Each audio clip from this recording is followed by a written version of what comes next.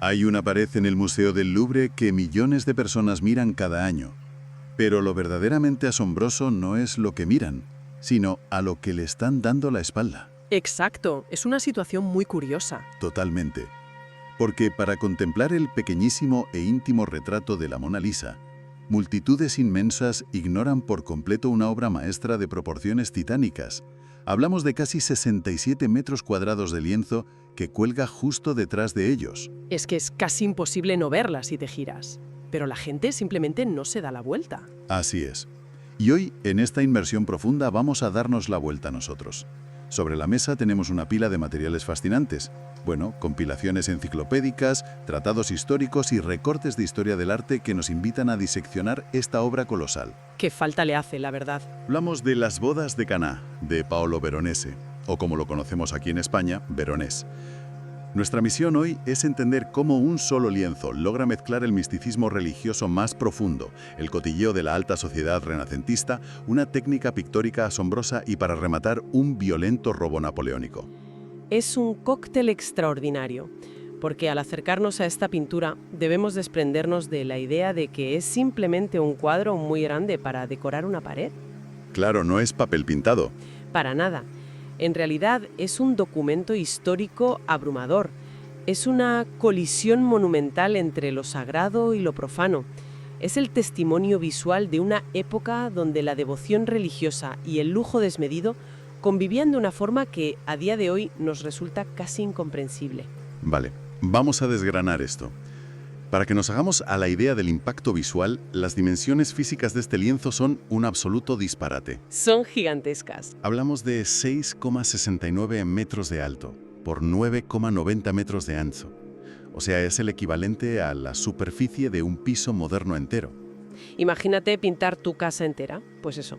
Y para entender el origen de esta inmensidad, hay que trasladarse física y mentalmente a la Venecia del año 1562. Concretamente a la pequeña isla de San Giorgio Majorio, situada justo frente a la célebre plaza de San Marcos. Ajá, un lugar privilegiado. Sí, allí se levanta un monasterio benedictino. Y en aquel momento, el aclamado arquitecto Andrea Palladio acababa de diseñar un nuevo refectorio. El gran comedor de la comunidad monástica, vamos. Eso es. El encargo que recibe Veronés, un artista que entonces tenía apenas 34 años, es pintar la cabecera completa de ese comedor. El contrato estipulaba que la pintura debía ser tan ancha y tan alta como el propio muro. O sea, no había margen para espacios vacíos, ni un centímetro. Ni uno. Tenía que cubrir la pared de lado a lado y de arriba a abajo. Lo fascinante de esto son las condiciones de ese contrato. A Veronés se le ofrecen 324 ducados, que bueno, para la época era una suma de dinero más que respetable. Sí, desde luego. Y además incluía su manutención durante todo el proceso. Pero hay un detalle en el documento que parece sacado de las exigencias excéntricas de un músico en una gira actual. Los típicos caprichos de estrella de rock. Exacto. O sea, junto con el dinero y la comida, Veronés exigió un barril de vino. Fíjate en la ironía. Firma un contrato para pintar una escena bíblica sobre el milagro de convertir el agua en vino y pide un barril de vino real como parte del pago. Es maravilloso. Y bueno, con la ayuda de su hermano Benedetto, logró cubrir esos 67 metros cuadrados en unos 15 meses. 15 meses. Menudo ritmo de trabajo. ¿Debió ser agotador? Desde luego, el esfuerzo físico fue hercúleo.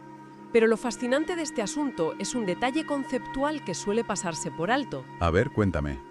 En un monasterio benedictino, y muy especialmente en su refectorio, la regla absoluta era el silencio. Los monjes tomaban sus alimentos sin emitir una sola palabra. Silencio sepulcral. Exacto, escuchando únicamente las lecturas de los textos sagrados que se hacían desde un púlpito. Y para ese espacio de quietud absoluta, Veronés decide pintar el mayor festín visual imaginable. Ostras, es verdad. 130 figuras apiñadas en un banquete. 130 personas, colores deslumbrantes, músicos, animales y un dinamismo desbordante. Espera, pero si la regla era el silencio estricto, ¿no fue esto una simple provocación de Veronés? ¿O un alarde técnico que ignoraba por completo el propósito de la sala?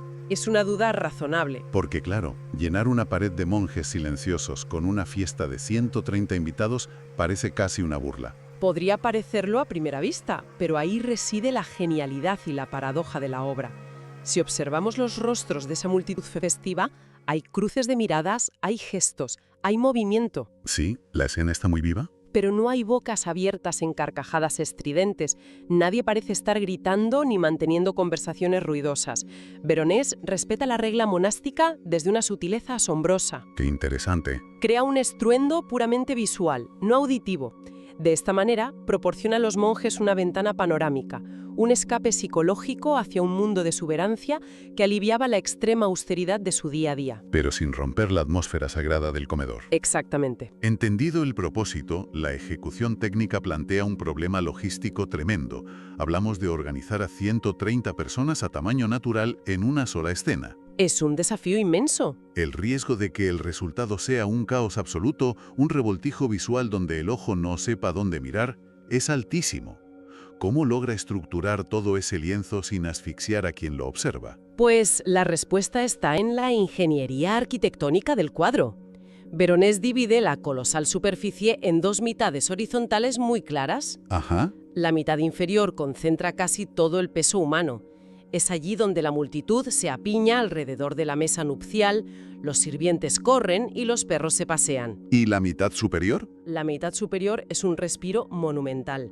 En lugar de acumular más personas o pintar un techo cerrado, despliega un cielo veneciano azul, abierto y luminoso.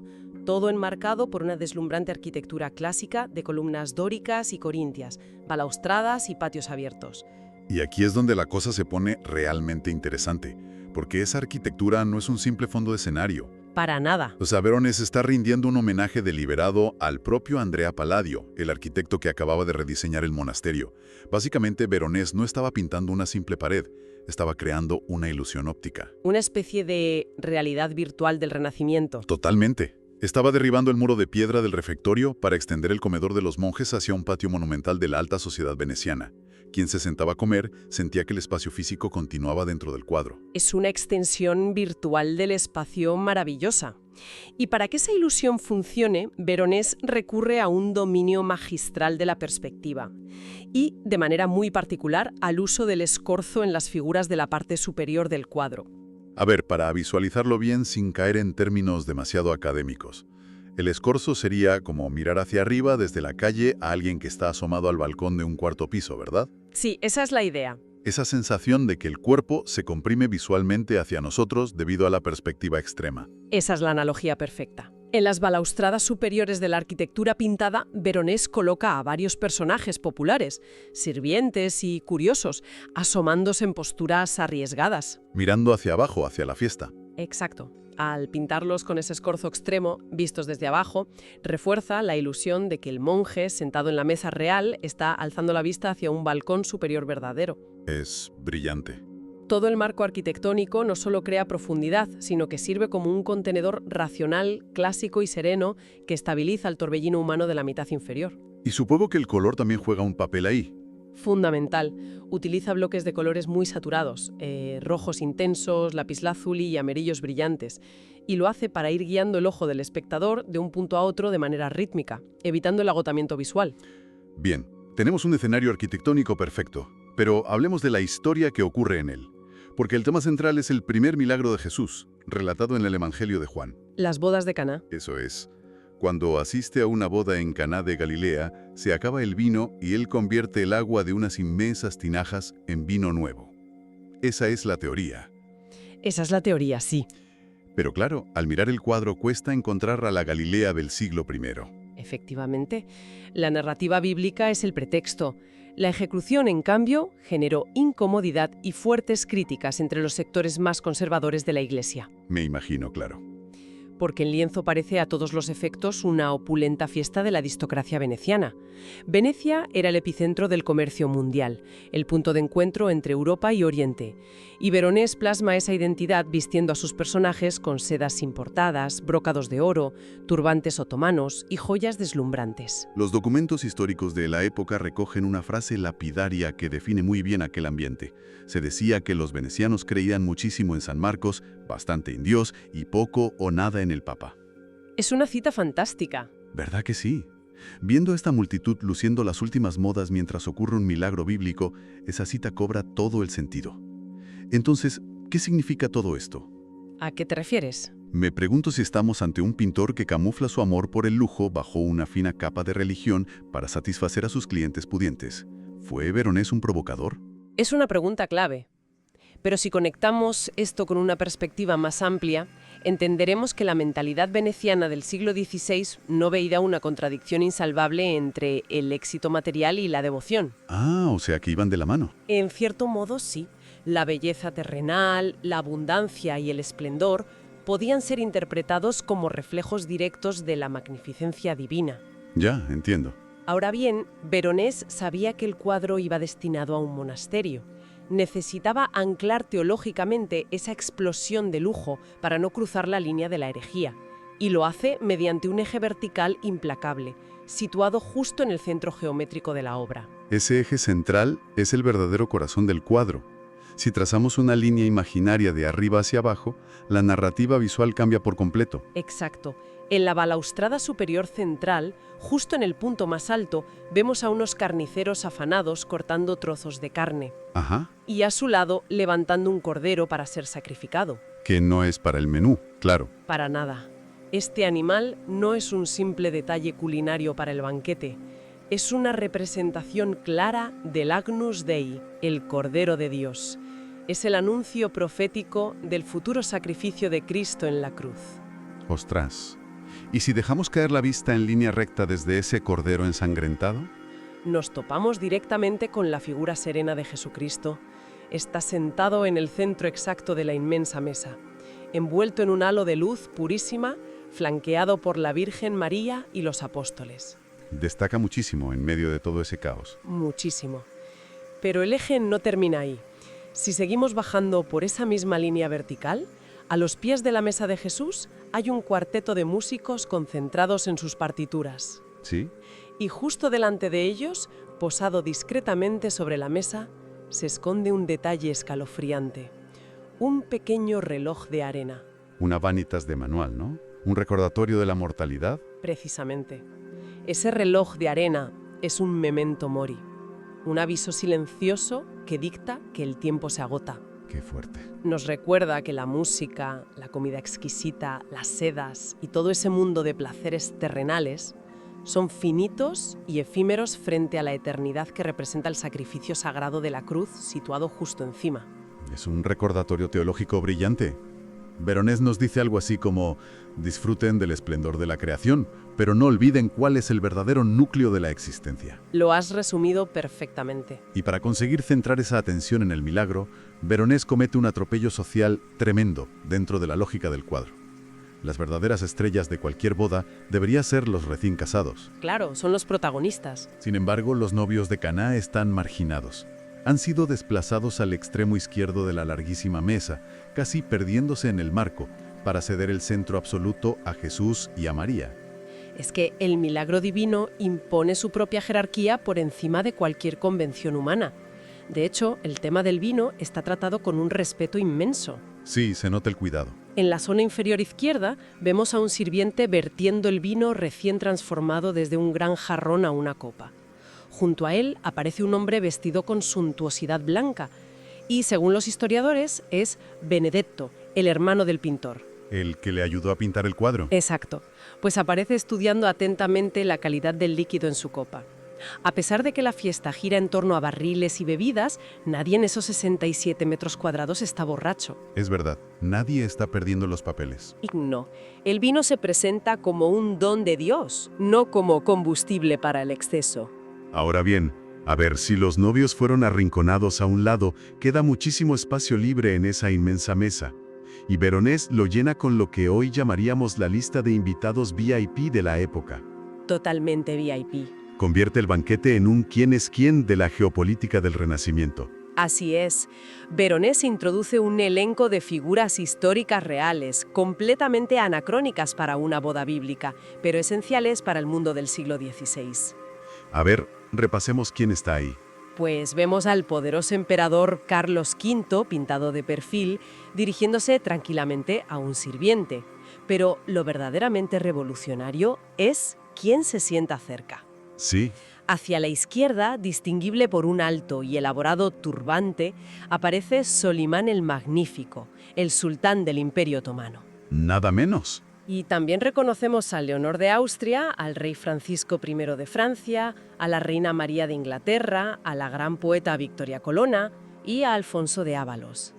Un momento. Esto requiere un poco de contexto.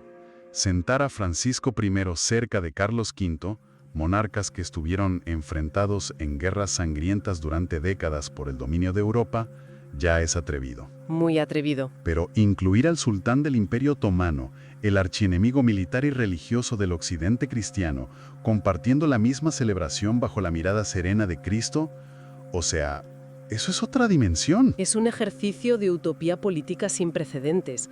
En la vida real, estas potencias chocaban brutalmente en campos de batalla terrestres y marítimos. Eran enemigos mortales. Sin embargo, en la Venecia cosmopolita de Veronés, el arte tiene el poder de suspender la guerra. El pintor crea un espacio de tregua diplomática donde las mayores autoridades del mundo conocido pueden sentarse pacíficamente a compartir el pan y el vino. Pero mi parte favorita de toda esta multitud no son los reyes ni los sultanes. ¡Ah, no! No, son los músicos. Ese cuarteto que mencionamos antes, sentados en el centro, a los pies de Cristo. Veronés no pinta músicos de corte anónimos. Convierte ese grupo en un homenaje al arte veneciano. Un homenaje espectacular, sí. Se retrata a sí mismo luciendo una impresionante túnica blanca tocando la viola da gamba, y frente a él, vestido de un rojo vibrante y concentrado en tocar el gran violone, sitúa nada menos que a Tiziano. El gran maestro. La figura paterna y el maestro indiscutible de la pintura en Venecia. Completa el grupo con Tintoretto tocando el violín y Jacopo Bassano al corneto. Además, fíjate, investigaciones históricas recientes sugieren que la figura que asoma justo detrás de Veronés, tocando una segunda viola de gamba, podría ser Diego Ortiz. El compositor español. Él mismo. Un importante compositor y maestro de capilla español vinculado a la corte napolitana. Básicamente Veronés monta un supergrupo. Es como si imagináramos a Paul McCartney, Mick Jagger, Jimmy Page y Bob Dylan, todos en la cima de sus carreras y olvidando sus egos para tocar juntos en la misma banda de un bar. Es una analogía fantástica. Y colocar a los pintores, a los artistas, en el mismo eje central sagrado que conecta el Cordero Sacrificial y a Cristo. O sea, es una declaración de intenciones clarísima. Está elevando el estatus del creador artístico al nivel de los milagros divinos. Totalmente. Pero, inevitablemente, semejante despliegue de majestuosidad, con la realeza europea retratada en proporciones tan colosales, terminó atrayendo miradas de codicia. Era cuestión de tiempo. El cuadro colgó en la apacible quietud del refectorio durante 235 años, hasta que la historia irrumpió con violencia en el año 1797. Exacto. Y el responsable fue un joven general corso que estaba a punto de cambiar Europa. Napoleón Bonaparte. Napoleón, claro. Durante la primera campaña de Italia, las tropas francesas entran en Venecia. Napoleón era un genio entendiendo el poder propagandístico del arte. No quería las obras de arte veneciana solo por su belleza. Las quería como trofeos imperiales para París. Exactamente. Así que ordena confiscar las bodas de Caná. Pero, a nivel mecánico, ¿cómo se saca un lienzo de casi 70 metros cuadrados de un monasterio situado en una isla? Pues con un método brutal y drástico. Resultaba logísticamente imposible mover un bastidor de 10 metros de ancho por los pasillos o en las barcazas venecianas de la época. Es que no cabe, directamente. No cabía. Así que los ingenieros militares de Napoleón literalmente tomaron herramientas de corte y seccionaron el inmenso lienzo por la mitad, en vertical. ¡Qué dolor! Separaron los dos enormes fragmentos y los enrollaron alrededor de cilindros para poder transportarlos a Francia. Llegó a París y, tras ser cosido nuevamente, se exhibió en el recién inaugurado Museo del Louvre en 1798. Una carnicería artística. Sin embargo, el imperio de Napoleón terminó cayendo, y con su caída muchos países buscaron recuperar su patrimonio saqueado. Lógicamente. Italia envía al brillante escultor Antonio Canova a París en misión diplomática para exigir la restitución de todas las obras robadas. Canova logra recuperar muchas piezas clave, pero se topa con un muro insalvable frente al entonces director del Louvre, Vivant Denon. Sí, Denon fue un hueso duro de roer. Denon se niega en rotundo a devolver las bodas de Caná, alegando que la tela era ya demasiado frágil para sobrevivir un viaje de vuelta a Venecia. Como compensación, los franceses enviaron a Italia una obra del pintor Charles Le Brun. Y esto plantea una pregunta importante sobre la manipulación de la historia institucional y la propiedad del arte. La excusa de Denon sobre la extrema fragilidad del lienzo era en gran medida una ficción diplomática para retener una obra que el museo consideraba fundamental para su prestigio. Ya te digo, qué casualidad que justo esa fuera intocable. Y la mayor prueba de esa falsedad quedó al descubierto más de un siglo después. Durante la Segunda Guerra Mundial, ante el inminente avance nazi hacia París, los conservadores del Louvre no tuvieron ningún reparo en descolgar la pintura. Ahí ya no era frágil. De repente ya no. Enrollaron esos mismos 67 metros cuadrados y los cargaron en la parte trasera de un camión para evacuar la obra hacia el sur de Francia. Cuando la urgencia era proteger el patrimonio nacional francés, la supuesta fragilidad dejó de ser un obstáculo. Tela marinera con la excusa.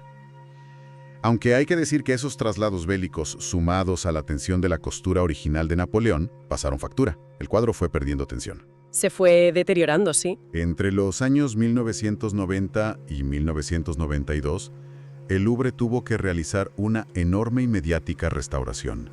No solo para limpiar los barnices oxidados, sino para reparar los hundimientos de la tela. Fue una restauración muy sonada. Durante ese proceso se descubrió, por ejemplo, que en algún momento histórico se había alterado el color del abrigo de uno de los personajes centrales. Y claro, esta intervención resucitó la vieja controversia. Una controversia que movilizó a la sociedad civil. Figuras como el célebre abogado Arnaud Klarsfeld o la modelo y cantante Carla Bruni encabezaron campañas públicas exigiendo al gobierno francés que devolviera el cuadro a su hogar original en San Giorgio Maggiore. Menudo lío diplomático y cultural. El debate subyacente es profundamente analítico y ético. Por un lado, se defiende el derecho histórico de un lugar que fue despojado de una obra concebida exclusivamente para su arquitectura y su luz. Claro, el refectorio. Por el otro, los grandes museos argumentan su papel como custodios enciclopédicos que garantizan el acceso universal al arte a millones de personas, en un contexto de seguridad internacional. Es un pulso fascinante que no tiene visos de resolverse pronto. Pero recapitulemos para cerrar este viaje. ¿Vamos a ello? Lo que comenzó siendo un encargo para adornar las comidas en absoluto silencio de unos monjes benedictinos, terminó convirtiéndose en el gran éxito de taquilla del siglo XVI. El blockbuster del Renacimiento. Tal cual. Una pintura que fusionó la devoción teológica con la moda más escandalosa, que sentó a emperadores y sultanes en la misma mesa, que glorificó a los pintores como estrellas de rock, y que por su pura magnitud terminó siendo cortada por la mitad como botín de guerra. Es en esencia la historia misma de Europa condensada en una sola pared. Una maravilla. Y para terminar nuestra inmersión de hoy, me gustaría invitar a quien nos escucha a visualizar nuevamente la escena con la que abríamos, la Sala de los Estados del Museo del Louvre. Esa inmensa sala donde Las bodas de Caná reside de forma permanente. Ubicada exactamente en la pared opuesta a la Mona Lisa. Así es. Resulta sumamente poético y cargado de ironía. Tenemos la pintura más grande de toda Francia, una explosión monumental de arquitectura, color, música y reyes del Renacimiento que parece exigir ser observada. Y sin embargo, la inmensa mayoría del público le da la espalda. Miles de visitantes se agolpan cada día dándole la espalda a esa majestuosidad cósmica de Veronés para escudriñar un pequeñísimo retrato de medio cuerpo bañado en misterio. Es paradójico. Es como si en esa misma sala se librara una batalla diaria entre el caos festivo y arrollador de Veronés y el silencio absoluto e íntimo de Da Vinci. Es una imagen que invita a la reflexión profunda sobre qué decidimos mirar y cuánto universo dejamos a nuestras espaldas por seguir a la multitud. Nos quedamos con ese pensamiento. Gracias por compartir este recorrido por los secretos de Veronés y, como siempre, sigamos cuestionando las paredes de los museos para descubrir las increíbles historias que ocultan sus lienzos. Hasta la próxima. Hasta la próxima.